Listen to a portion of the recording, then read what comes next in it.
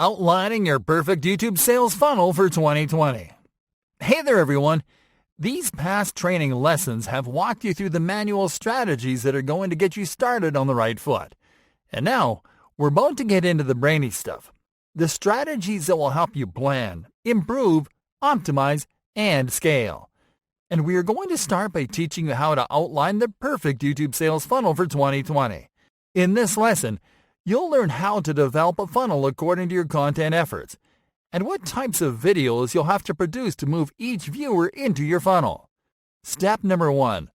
Identify goals and set stages.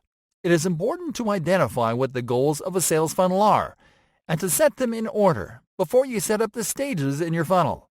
In this training, we're focusing on driving sales and making profit, yet the majority of your business leads won't move right into the bottom of the funnel, ready to make a purchase.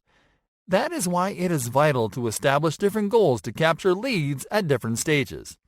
You have to see the sales funnel as an inverse pyramid that goes from top to bottom. On top are the leads that are less likely to convert, the leads that may not even be aware of your brand, and that you have to suck in.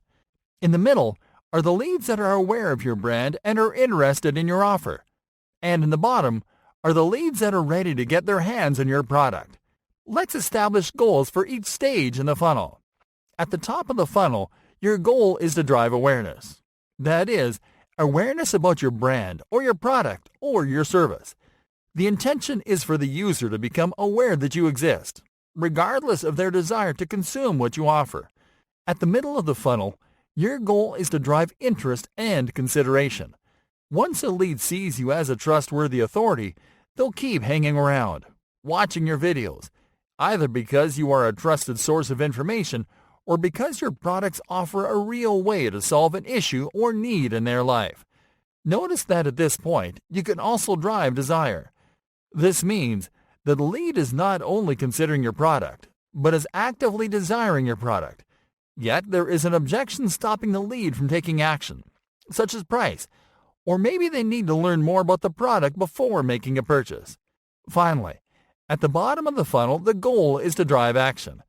This is when a lead is ready to convert by signing up for a trial or making a purchase. Step number 2. Make a content audit. The next step is to audit your channel to make a content inventory. What you'll do at this point is to check the content that you have in your channel and to take notes about the different types of videos that you have produced. And you are going to analyze how each video can help a lead move from one stage to another. Doing this will help you to better identify at what point of the YouTube content life cycle you are in. For example, you might find that you have more videos that are simply optimized to help people find your videos on YouTube, but that don't push your brand or products too much. Or you may find that you have lots of videos that are centered on your products and that are designed to put viewers in the mood for purchasing.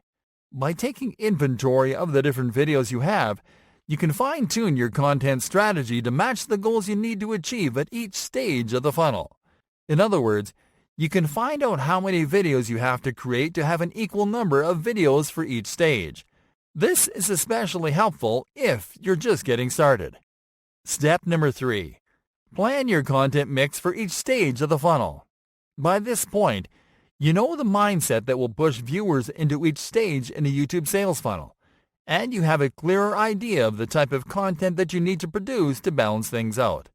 But to properly balance your content mix, you have to apply a content split for each stage in the funnel, and we found out this to be the perfect content split for your mix. 40% of content for the top of the funnel. This means that 40% of your content has to be intended to reach leads. In other words, search-friendly videos that are not necessarily about your brand, but about entertaining things that your audience likes. 40% of content for the middle of the funnel.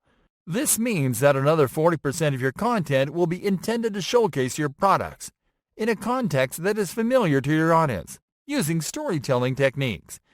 20% of content for the bottom of the funnel. This means that the last 20% of your content will be intended to encourage your viewers to take action, or at the very least, to find your product videos if they're actively researching them. And that's it, folks. You can design an agency-level sales funnel for your YouTube business in 3 simple steps, guaranteed.